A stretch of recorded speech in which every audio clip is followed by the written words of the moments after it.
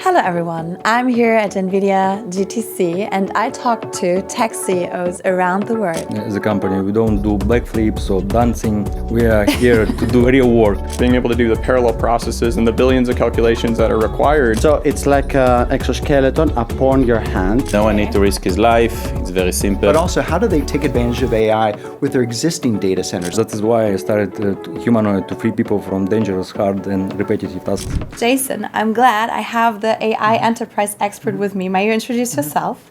I'm Jason Schroedl with NVIDIA, and I'm here to talk about AI factories and AI infrastructure. So from Jensen's keynote, we have heard of those different AI layers. We were thinking about getting a chocolate cake, and I bet you know what's the cherry on top of it, but can you introduce us more to those different layers that we need? Sure. Well, as Jensen talked about in the keynote, there are 5 layers of AI. So obviously the input first is energy. On top of that is the chips. We introduced with Vera Rubin 7 chips. And on top of that is the infrastructure layer. And that includes both the hardware as well as infrastructure software that enables AI and runs the models, both frontier models and open models that ultimately enable applications at that top layer. And the applications are really what's most important in driving business outcome and driving business value. And that's particularly where we're talking to a lot of enterprises today about the different ranges and types of use cases and workloads that they're delivering business outcomes, delivering business innovation and productivity for their employees and their customers through AI. Can you tell us more about what does infrastructure actually mean? What do we need? Well, so energy is important. I think one of the key conversations I will say for enterprises is power and power constraints. So they're always looking for, how can they, build new data centers that may be able to incorporate liquid cooling, but also how do they take advantage of AI with their existing data centers that may be air cooled and actually have less power. When we're talking to enterprises, some of them may be ready to build a gigawatt data center, gigawatt AI factory. Others may be looking at their existing data centers that may be air cooled, may have less power, be more power constrained. How do you build an AI factory on top of those existing data center environments that are more constrained by power, more constrained in terms of cooling? Start with an initial data center environment that is air cooled out of enterprise racks that you can deploy some of our systems that are designed specifically for those environments. For example, our RTX Pro server that was designed for enterprise AI fitting into those existing data centers, and you can deliver phenomenal results with those types of systems in your existing environment. Build a variety of different applications, run a variety of different models on that infrastructure. But you may also choose, if you are building and training a new model, you may need a new system and a new data center, a new AI factory that incorporates liquid cooling. For example, with the Grace Blackwell NVL72 systems, or next generation Vera Rubin NVL72 systems, they may actually need a new data center environment, a new AI factory environment for that, particularly for if you're looking at training trillion parameter models. But you can start in either area. I mean, either if you're building brand new facilities and you want to train your own models, or you're primarily focused on inferencing and you want to leverage your existing data center environment. We have a full range of systems that'll range from that RTX Pro server and the enterprise existing AI data center environment, or your rack scale, NVL72 systems that are deployed in a liquid cool environment all the way up to a gigawatt scale AI factory. Well, that's cool. You have solutions for both ways. And you were mentioning AI factories. What is an AI factory? So an AI factory is really what we view as the opportunity to produce intelligence. So we do view AI as being a new industrial revolution, the next industrial revolution. And with every revolution, you need, a factory. You need something to create that output. And in this case, the output is intelligence, artificial intelligence. Now, the input is data and energy. And the factory is all about how do you produce and create that intelligence? How do you create those tokens? And then ultimately the applications that enable business outcomes we were talking about before. And what makes up that AI factory? Each of those levels, those layers of the cake we were talking about before. So obviously you have the energy, you have the infrastructure. In the infrastructure, there's multiple different components. There's the compute, the servers. Yeah. There's the networking that brings all that together, and then there's storage where you actually have the data. Particularly important for enterprises, a lot of that data may be on-prem. So many enterprises are building those factories themselves, and they're running it in those data centers with compute, storage, and networking.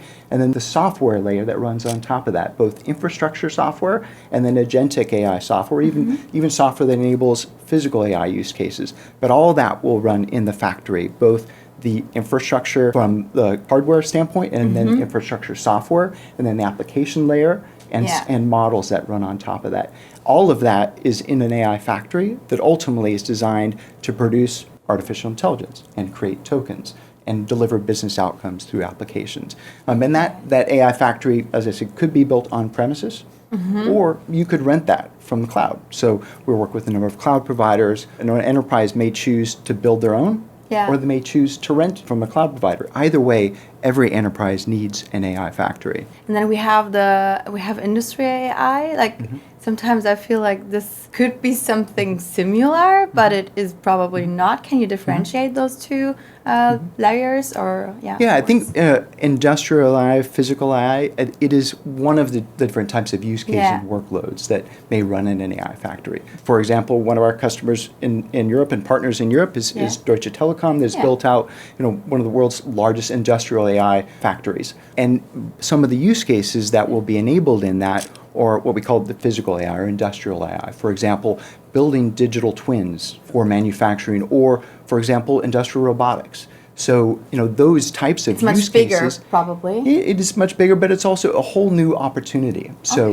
there's agentic AI today, which is really taking hold, but also we view the next phase is physical AI. And that we feel is, can be enabled through that same AI factory, that same infrastructure, so that the infrastructure that you've built for agentic AI could also serve up industrial AI, physical AI use cases. But it can all run that same 5-layer cake. It's one of the applications, whether it's agentic AI, or physical AI. And we're seeing, AI for a really wide range of use cases across every industry. So as Jensen talked about, whether it's financial services or pharmaceuticals and life sciences and healthcare, or in the manufacturing industry, or it could be, in telecommunications now. We're seeing even, AI factories that enable all the way out to edge locations, the network edge. So really wide range of use cases. Industrial AI, physical AI is one of those use cases, and one that's just now emerging, but we think it is one of the next frontiers of AI for enterprises. I have just been to the Telecom data center opening in Munich, which was also very interesting. Great what you're building there. How important are partnerships on this journey? It's not just NVIDIA, but it's the entire ecosystem that brings AI to life. So the AI factories we talked about, the different layers of AI, actually just a few of those are, enabled by and built by NVIDIA.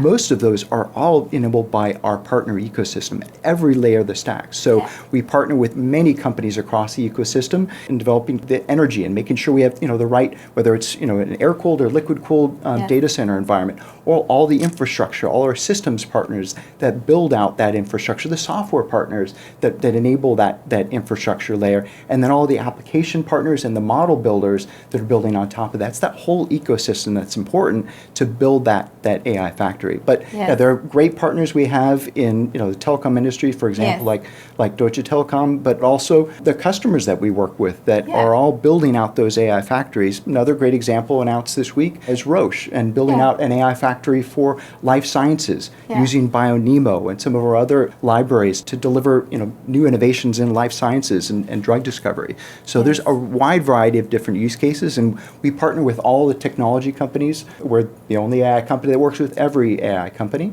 but we also partner closely with all of our customers in helping them to build out AI factories and to deliver that business innovation and drive those business outcomes at the application layer. There's so much going on in the world, it's overwhelming, actually, I think. And companies want to become an agentic enterprise.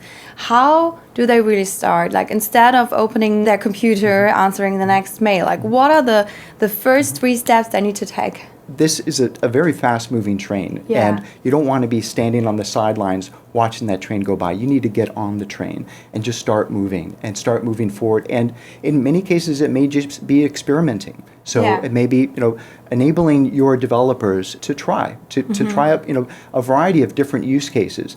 Give them an opportunity. I think Jensen has talked about this. Let Yeah. 1,000 flowers bloom within Yes. your enterprise. Let them try a variety of different initiatives using AI, and then see which ones are actually going to be able to build on, to be able to deliver new business outcomes, to drive new business innovation. But the key is to get started.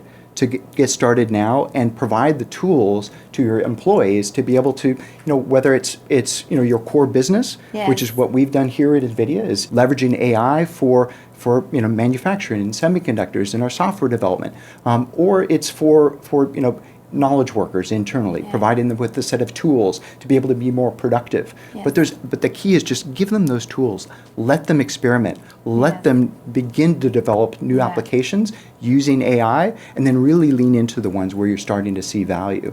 But I think one of the use cases that every enterprise that has software developers is embracing now is software development using agentic AI. That has become a killer use case and is really transforming the software industry and software development. But we feel that there are many more opportunities to come. I think the OpenClaw moment is here. We see a lot of opportunities there that will drive much greater productivity throughout the enterprise.